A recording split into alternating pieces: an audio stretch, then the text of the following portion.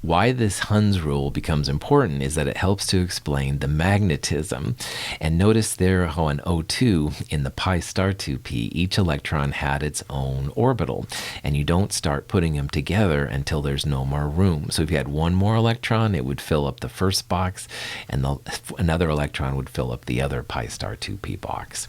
So because O2 has those two unpaired electrons, that means that it's paramagnetic. Paramagnetic things are attracted to magnetic fields. So we talked about earlier how the Lewis structure for O2 doesn't show any paramagnetism for O2. But boy, oh boy, when you see this molecular orbital diagram, you focus on that part that I circled right there. Those two individual electrons are not paired up. So O2 is paramagnetic. It's attracted to magnetic fields. And this is one of the real powers of molecular orbital theory. It does a better job talking about the structures and reactivities of molecules than Lewis structures do. Now, nitrogen, dinitrogen, N2. First of all, it's NBC. So it's going to have 2-1-2-1 in the 2p interactions there, and that's what we see. But when you figure out the electrons, each nitrogen is 2p3. So the molecule would have two of those 2p3s, or 6 electrons. So you'd put the first 4 into the pi 2p and the last 2 electrons in the sigma 2p. But notice here how every up electron has a down electron. That means that N2 is diamagnetic, and it is. In the video we showed earlier where oxygen stuck to the magnet, nitrogen went through first, and it just went through like no big deal. So molecular orbital correctly predicts that not only is N2 diamagnetic, but oxygen is paramagnetic. That's why we're seeing differences with the magnetic fields. Here's a question that's actually a lot easier to answer with molecular orbital theory than it is regular valence bond or Lewis structures theory. And it says, is N2 plus paramagnetic or diamagnetic? Well, in chapter 3, when we took away an electron to make a cation, a positive ion, you took it away from the highest orbital that was still available. And honestly, in molecular orbital theory, it's the same way. So if we wanted to make N2 plus, we can start with neutral N2, which is the molecular orbital diagram that's showing right now. And N2 plus, we would remove one of the electrons from the highest occupied molecular orbital, the sigma 2p orbital. And by removing one electron, we would then have one electron that was up or down without its corresponding opposite. So N2 plus is paramagnetic. You can easily predict with magnetism of molecules and stuff of ions using molecular orbital theory. But even better, it's really cool for making both positive and negative ions, which is another bonus of molecular orbital theory. So this leads us into making ions, all right? And if you do make an ion, either a positive cation or a negative ion, what you always want to start with, at least I would recommend, is making the neutral version first and then add or subtract electrons. So if we wanted to make, for example, O2 plus, we would start with neutral oxygen. And neutral oxygen has, you could write the core electrons. It would have sigma 2s and sigma star 2s, and each of those would have 2 electrons. And then as we saw earlier, oxygen neutral is sigma 2p, pi 2p4, pi star 2p2. There were 2 unpaired electrons. But O2 plus 1, we're going to remove an electron from the highest occupied molecular orbital. So remove one of the electrons from the pi star 2p, and either box is fine, it doesn't matter. But lo and behold then, you still have an unpaired electron. So O2 plus 1 would be paramagnetic. It still has an unpaired electron. Your bond order goes to 2.5 if you figure it out, which is kind of cool too. So you can do the ions and stuff using molecular orbital theory very, very readily. Once you have the neutral atom or molecule, then you can just add or subtract as necessary. O2 minus 1, you would again start with neutral O2. And the diagram for neutral O2 had the core. It had sigma 2s, sigma star 2s, both of those with 2 electrons. Then it had sigma 2p2, pi2, it had pi2p4, and originally it had pi2p2. So each of those boxes had a single electron. But if we're going to add electron, we're going to add electron to the lowest unoccupied molecular orbital. So if we're going to add an electron, you want to add to either of those boxes. Doesn't really matter. In this picture, they added it to the left, and that's fine. You could have added to the right, no big deal. You add it to the lowest empty spot possible. So in this case, O2 minus 1 is also paramagnetic. It's got the one unpaired electron, and when you calculate bond order, it comes out to be 1.5. So again, making positive or negative ions from these is really simple once you have the neutral version. You just add or subtract to the appropriate place, and you're good to go, and you can predict magnetism, bonds order, all that kind of stuff. After a while, it gets to be a drag writing molecular orbital diagrams. When you're learning, it's important. And for the lab we're going to do, I want you to use the complete molecular orbital diagrams. But after a while, you can start using what's called shorthand notation. And this is a lot easier to complete and to represent molecular orbitals than you would have otherwise. Now, on the left-hand side is the complete molecular orbital diagram for N2.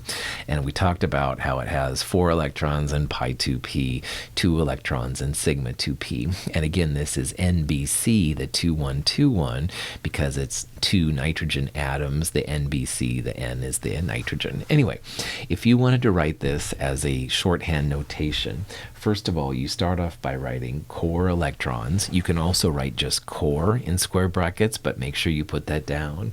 And then what you do is you put the different types of molecular orbitals in parentheses, and you use a superscript to represent how many electrons there are. So if you look at this part right here that I just circled, that's the sigma 2s molecular orbital. And in those parentheses, it's sigma 2s, and there are 2 electrons in sigma 2s. That's the superscript. So again, you have to be very formal with this. Don't try and cheese out. All right, you have to have parentheses around the molecular orbital, and then a superscript representing the number of electrons. So for N2, that would be sigma 2s raised to the power, if you will, of 2.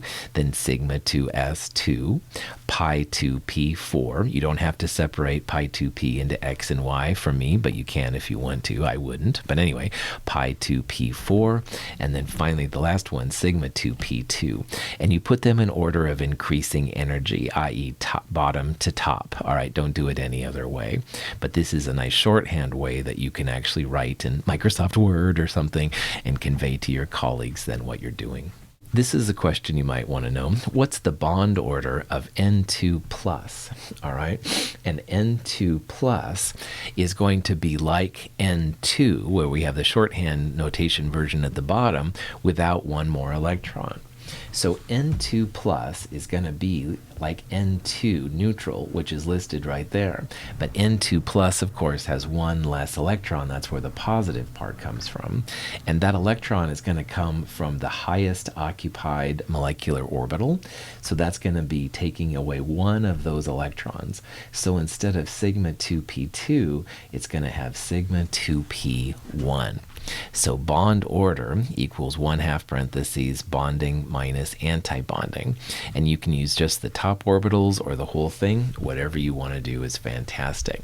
But in this case, if you take just the top orbitals, you have 4 bonding plus 1 bonding, 5. There are no anti-bonding electrons to the right of this. So it's like 1/2 parentheses 5 minus 0. 2.5 is the bond order, which is kind of a cool thing to do. Now, you could have included the 2s interactions. You would have 1/2 parentheses 7 minus 2, which would give you 2.5. And if you wanted, you could even include the 1s interactions. That would be 1/2 parentheses 9 minus 4. But either way, you're going to get 2.5, so you decide what is best for you. You can determine the number of sigma and pi bonds in a molecular orbital diagram, just like you can find the number of sigma and pi bonds in a Lewis structure. So we've seen in the shorthand notation that there's both sigmas and pi's being used. So if you want to find the number of sigma bonds, just use the sigma orbitals. So number of sigma bonds equals 1/2 the bonding sigma minus anti-bonding sigma, and the number of pi bonds is equal to 1/2 the number of pi pi bonding electrons minus anti-bonding pi electrons. And if you've done it correctly, the overall bond order will equal the sigma plus pi bonds. And this is the same as in Lewis structures. For N2, all right, here's the shorthand notation again. The sigma 1s and sigma star 1s are included in the core. But notice I have green electrons and orange electrons. The green electrons are the sigma electrons. They come from sigma orbitals. And in this case, the pi electrons are the gold ones. The anti-bonding pi there is empty, so there's nothing up there, just like the sigma star is empty. There's no sigmas there. So bonding for sigma would be 1/2 the bonding, the no star version, minus anti-bonding, the starred version, 1/2 parentheses 4 minus 2, 1 sigma bond. Pi bonds are similar, 1/2 parentheses bonding pi minus anti-bonding pi. There's 4 bonding pi, and the pi anti-bonding pi is empty, like we said, 1/2 parentheses 4 minus 0, 2 pi bonds. And if you combine the number of pi bonds with sigma bonds together, 1 sigma plus 2 pi equals bond order 3, and lo and behold, that's the bond order that you're going to have there too. I have an extra pi there. Sorry about that. I'll take that out in a future version, but you hopefully get the idea. So remember, sigma plus pi equals bond order, and that's a nice way to kind of check yourself. This shows the trends of going from B2 to Ne2, the 2p interactions. And again, notice on the left-hand side, you have the NBC diagram, 2, 1, 2, 1, where the pi's are first, sigma is next, pi star and sigma star. But the right-hand side, those are the FONE, the phone ones. They're 1, 2, 2, 1. The sigma is first, followed by the 2 pi's, 2 pi orbitals. Then the 2 anti-bonding pi's follow that, and the sigma star follows that. So it's kind of a cool thing that happens. You can also see, for example, the bond lengths in that little thing in the bottom. They start off fairly large with B2. They get smaller as you get to N2, and then they start getting bigger as you get to F2. Di-neon doesn't exist, so that's why there's really nothing there for it. So that's kind of the idea. Also notice the magnetism, how B2 and O2 are paramagnetic, even though the Lewis structures probably wouldn't include that. You really should have the core electrons for all of these interactions. Don't just assume they're not there or something. That is important, but it's not a big deal.